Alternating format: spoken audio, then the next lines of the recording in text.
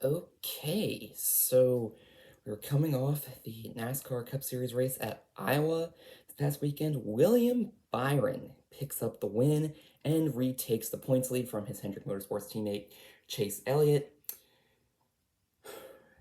But also at the front of the point standings, things have been shaken up a little. Kyle Larson was only 15 points back and he was in third. Rough day at Iowa. He is now 45 points back. As for Denny Hamlin, same thing. He was only 20 points back. He is now 51 points back. So, over the final three races, looks like it's just going to be a two-horse race for the regular season title between Chase Elliott and William Byron.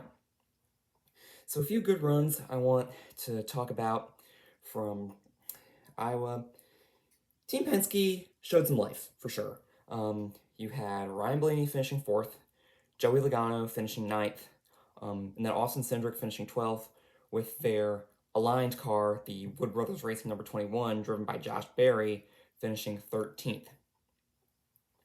Team Penske, I think they're experimenting with different strategies, maybe, so that's maybe why they haven't exactly been running at the front every week.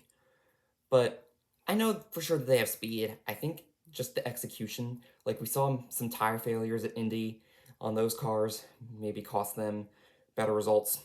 So I think Team Penske might be starting to hit their stride before the playoffs, and I would not be surprised to see the 22, the 12, maybe even the 2 car with a lot of flat ovals and Talladega in the round of 8 make a deep playoff run.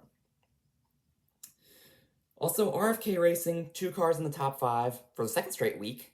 I believe this week, I know for sure this week it was Ryan Preece and Brad Keselowski, but Keselowski had a great race, won the first 2 stages, finished third. I believe it was those 2 in the top 5 at Indy as well. So, 17 needs to catch up to his teammates. Chris Buescher driving that car. He has a good opportunity to do so though next week. Also, Carson Hocevar in the 77 finishing 8th. Second straight top 10 for him. Again, he was 10th at Indy, so kind of hanging in the back of the top 10. He hasn't quite had some of that raw speed we're used to seeing out of him. I think since that Michigan race he almost won, he's maybe been a little bit off, but a couple weeks he's started to come back to life. Bubba Wallace, strong 6th place finish, backing up his win at the Brickyard 400. And then last good run from Iowa, I want to shout out Austin Dillon in number 3 for Richard Childress Racing. That's a Chevrolet. He finished 10th. Strong run for that team. I think they've had some pretty good speed lately. They just haven't necessarily been getting the finishes. They've been maybe experimenting with some strategy calls. So good to see those guys get a top 10.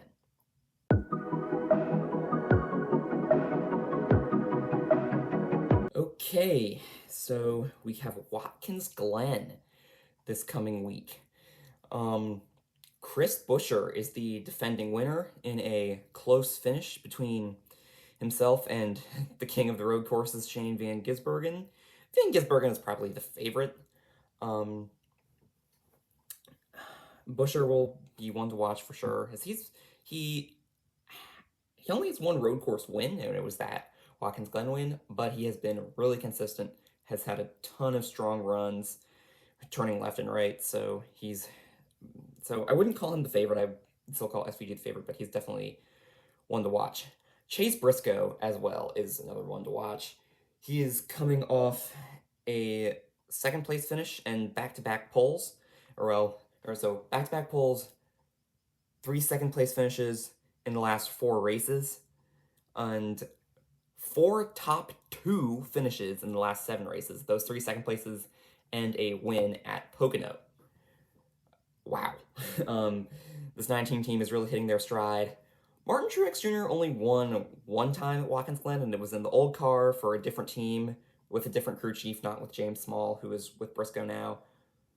But Chase Briscoe ran really well at Watkins Glen last fall. I, I believe he was the highest finisher of the playoff cars. Great points day. That helped him get inside the round of 12. So, would not be surprised if Briscoe had a strong run. And he was able to contend with SVG at Sonoma. So, yeah, I would expect Chase Briscoe to run pretty well. Um, Briscoe also led 81 laps at Iowa. So, yeah, very strong run for him. And another driver to watch. It will only be his 4th Cup start, but you've got to watch out for Connor Zilisch. Well, first of all, it seems like an announcement for him to be driving the number 99 Trackhouse Chevrolet in the Cup Series next year is coming soon, according to the Door Bumper Clear podcast. And so, I mean, if that happens this weekend, that would probably be a shot in the arm for him. And also, I mean, his first Xfinity Series win came there. He nearly got his first ARCA Menard Series win there. So, would not be surprised at all if Zilisch is running well. His first Cup Series road course start was at Circuit of the Americas. I think he got off to a shaky start, and he didn't finish the race because he got caught up in a crash. But he had great pace. I believe he worked his way from the back inside the top 20, maybe even top 15. So, and he's looked strong in his Cup Oval starts too. I mean, 23rd at Charlotte isn't great, but I mean, he ran most of the laps, only finished 1 lap down. And it's a pretty decent finish. And then Atlanta finished 11th. That's a great finish. So I would expect him to run strong on Sunday. So yeah, those are some guys to watch for Watkins Glen.